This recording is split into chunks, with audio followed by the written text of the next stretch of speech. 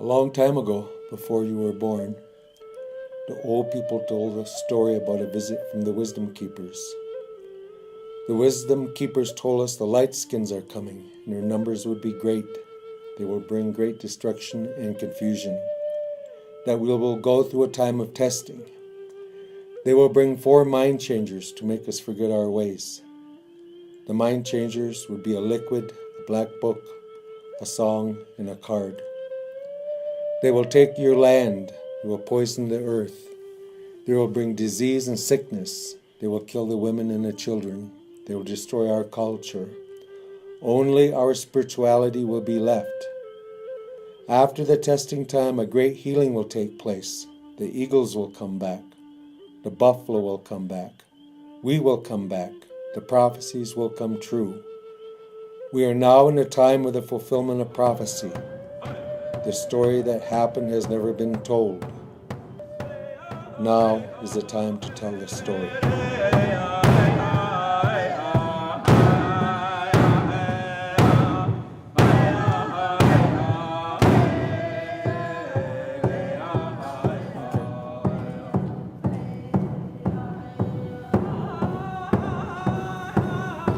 Genocide tactics, as defined by the United Nations.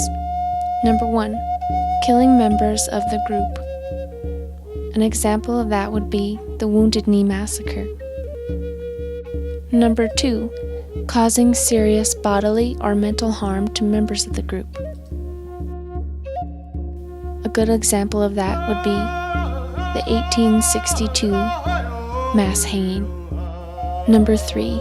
Deliberately inflicting on the group conditions of life calculated to bring about its physical destruction, in whole or in part.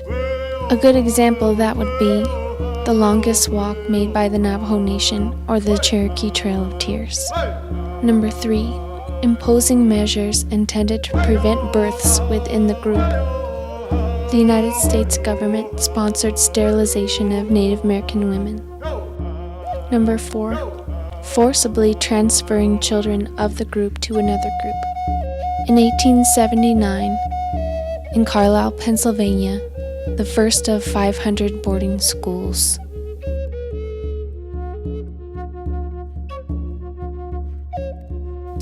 It happened here in the United States of America. Some of the genocide tactics included massacres, forced relocations, sterilizations of women, boarding schools. California alone paid $12 million on Indian bounties. After the atrocities, only about 1% of the native population remained, making this perhaps the largest genocide of the 20th century. Genocide was sanctioned under 24 U.S. presidents from 1830 to 1933.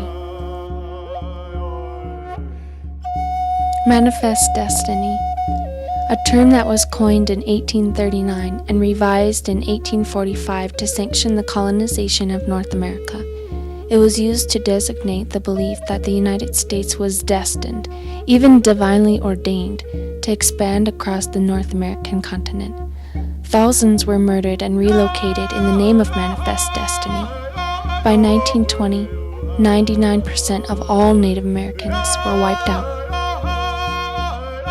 In 1879, the U.S. government implemented the genocide tactic of removing the children from their native culture and placing them in one of the 500 new boarding schools. This was an attempt to eradicate the Native American culture and assimilate those children into European culture. In 2008, a gathering took place in Minneapolis, Minnesota. The purpose of this gathering was to talk about intergenerational trauma. The pain and hurt at this conference was so intense that the elders instructed us to make a 7,000-mile journey across the United States. We traveled to current and former boarding schools to gather these stories from the people who attended when they were children. We recorded the stories of what happened to them. It is said, "The truth shall set you free." The stories we heard on the journey of the beatings of the children for speaking their language, the violence to the children, the punishment system, the sexual abuse is directly tied to our current-day community issues of alcoholism, drug abuse, violence, and sexual abuse. This is called intergenerational trauma. Because this happened over 100 years ago, 130 years ago, and that historical trauma passes on from generation to generation. And we see many angry young people and others who don't even know why they're angry. And if we look back, we're treating the symptoms, but if we look back, we'll find the root causes go back to this time.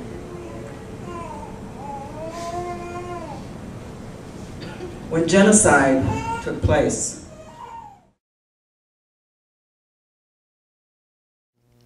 I remember me and my friend, another girl, well, she was my relative from Cheyenne River.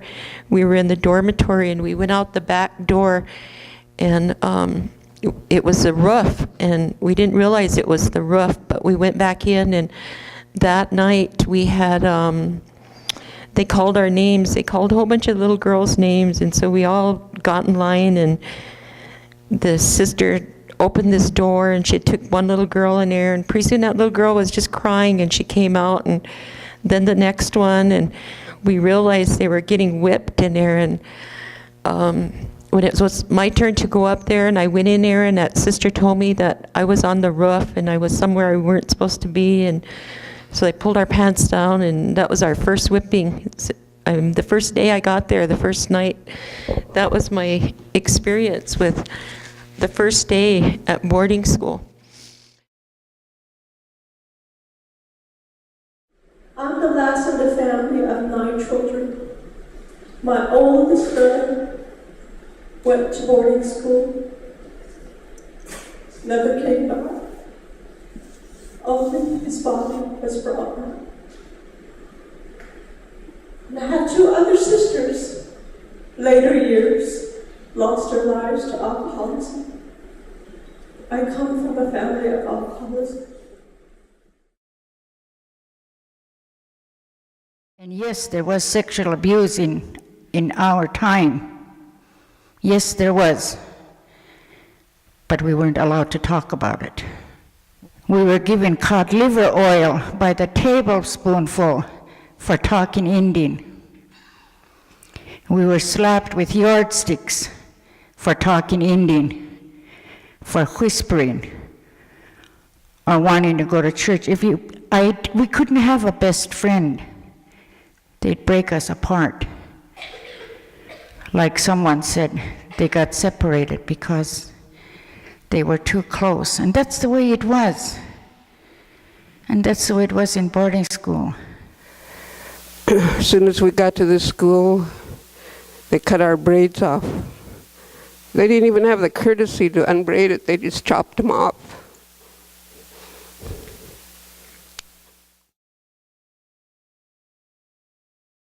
But with the Lakotas, if you cut their hair, it means mourning for them. And for these children, they had to have their hair cut. And it is said that they cried throughout the night over this. That was very smart on the teachers and Pratt in the beginning of the brainwashing that they did to these children. Their whole thing was to totally take away their identity. They changed their names from their native names, which for all of us, it symbolizes our heritage, our pride, our accomplishments. It says who we are and where we stand. And they decided to take all the Indian names away and give them common American names, to take their self-worth and their self-identity away from them. That was just part of the brainwashing that they did to the children here, besides cutting their hair. When the children were caught speaking their language, they were brutally beaten. There's a house over here that they call the Ashburn House. And there's the Ashburn House and the Pratt House. One of those houses used to be the discipline house, and the other one was their mess hall. The stuff that they did to these children was unbelievable. They sexually abused them, they mentally abused them, and they physically abused them. And even better, they would get the native kids to determine what punishment they would get. And if the children did not give a good enough punishment, then the ones that were asked to give the punishment also got punished. And the punishments were quite immense. And to have a house specifically just for that, you could just imagine. We want to begin with a simple proposition. The proposition that the character of Indian people has been deformed by the sustained assault on native cultures. To take our lands, non-Indian people had to convince us we were something other than what we were. To kill our ancestors and take our lands, they had to define us as something less than human. To colonize or exterminate a people, you must first define them as a weed. You must transform them from a person to a pestilence. Once objectified, they can be killed without thought or remorse. But this process is even more insidious. The ultimate evil inflicted on Indian people was teaching us to hate ourselves so deeply as a people that we began killing ourselves and killing each other. This was the legacy of the boarding schools. Thinking about Another lesson we learned on our journey that some of the Indian children who were sexually abused in the school when they were young became sexual abusers themselves when they became the older students. This Navajo elder describes the emotional scars of being victimized by older students. But the fall of 1962, I came here excited and I was also scared. I didn't come here by choice. I was told to come here. And when I first came here, the first few months, my clothes was all stolen from me. And I tried to find my clothes, and I seen other girls wearing my clothes, but they wouldn't give it back to me. So they called me a troublemaker and a liar, and I got beat up for it. But as time went on, they made my life hard. I don't know if they're the ones that set me up, but one night I was walking back from the library, and some boys grabbed me. They put their head over my mouth and dragged me into the bushes behind here at the school. And when they dragged me back there, I thought they were just joking, or I said, tell those girls to keep my clothes. I don't want them anyway. But I didn't realize what was going to happen to me. But when they dragged me back there, they knocked me down and they kicked me and they hit me everywhere they could hit me. And I was only 14 years old. But I didn't realize the extent of what was coming until they ripped my clothes off of me. And when they did that, I just call it that thing for so many years. But today I can just say that they brutally raped me over and over, one by one. I can't say how many boys did this, but there were so many. And they did that to me until I passed out.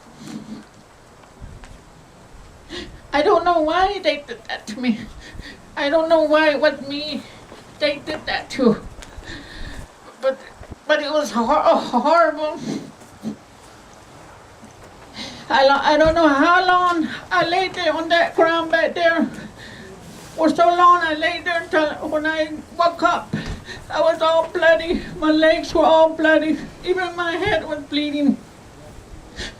I lost my mind. I didn't know if it was day or night. I couldn't even find where I was at. Throughout the journey, we repeatedly heard, I have a hard time hugging my children. I don't like it when someone hugs me. Many said, I never heard my parents say I love you. Because I never heard it, I didn't say I love you to my children. The boarding school took away our ability to love. A long time ago, before the coming of the Lightskins, we Native people, we lived on this earth that the Creator made for us. And He had this earth run according to a set of principal laws and values. So we learned from the elders that there's a world we could see and there was a world we could not see. In each tribe, wherever they lived on the earth, these were the things that they were taught. This was the source of our native culture originally. And so this is the way our villages looked like. We had a language, we had values, we had culture, ceremony, spirituality. And we taught the young boys how to become men. And the young girls, we taught them how to become women. And then, of course, the women, we taught them how to become elders. And, of course, the males, we taught them how to become elders. And then the elders, they had a job. And that was who we went to because they were the most knowledgeable about the teachings, about the spirituality, about the ceremonies. And so their job was to be available to us to make sure that we did things in the right way and in a natural order. During these days, we didn't have problems like we have today. We didn't have domestic violence. We didn't have teen suicides. We didn't have the rapes. We didn't have the abuses. Because we were taught how to live in harmony.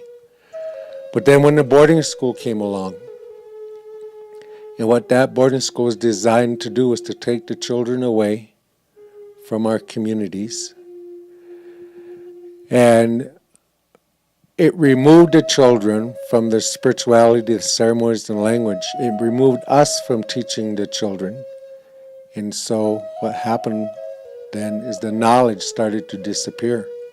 The children were no longer learning the knowledge of what we taught them. And so what happened to us then is, this thing that happened to us is something that we now are able to call historical trauma. What is historical trauma is a combination of immense losses and traumatic events that are perpetrated upon an entire culture. For us, the design of the boarding school system was to remove culture, remove the language, the land, the people, the way of life, the religion, and to destroy the family structure. And so these little children that went to the boarding school, they no longer learned the spirituality, the ceremonies, and the culture, and the values.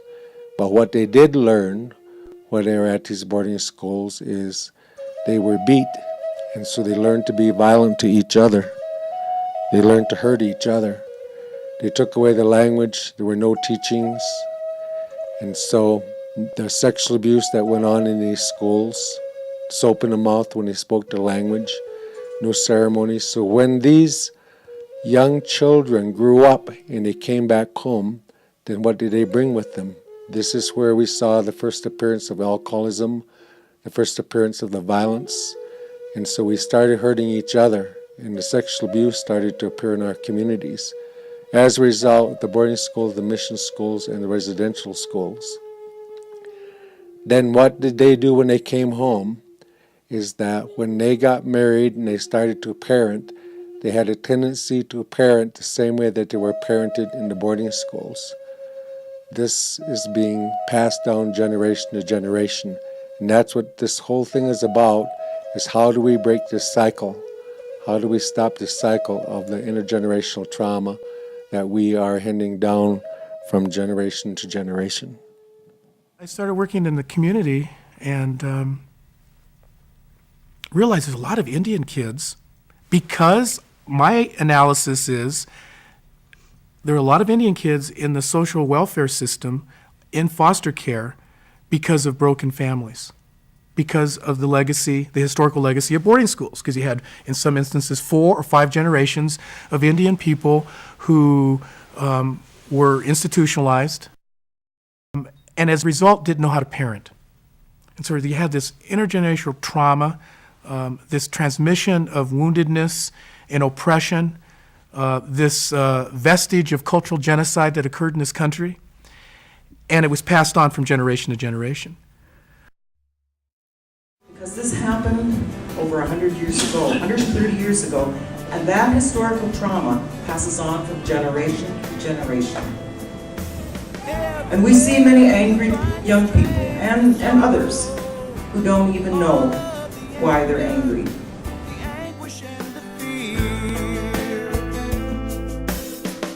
Denial can't remove the consequences of the choices in life that brought you here. So they pulled our pants down, and that was our first whipping. The first day I got there, the first night.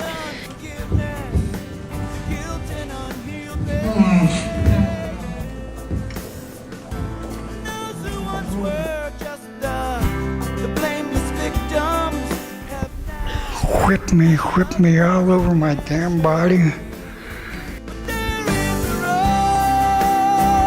You need to go back and honor those people and say sorry, because they really did suffer and starve.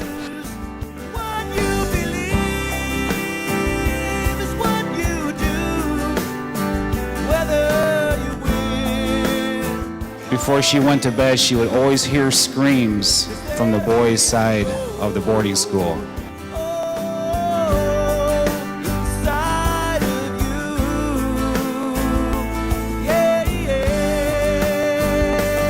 And yes, there was sexual abuse in our time. Yes, there was. But we weren't allowed to talk about it. Thinking about all of the children, thousands and thousands of children. Maybe over 100 years that were taken from people they knew and loved, torn away and taken to a place they didn't know or understand.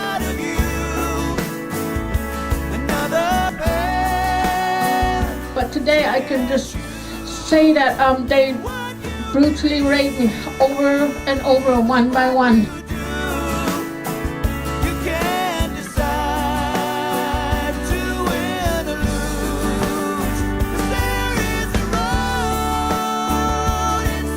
This isn't history. I mean, it's still with us. What has happened in the past will never leave us.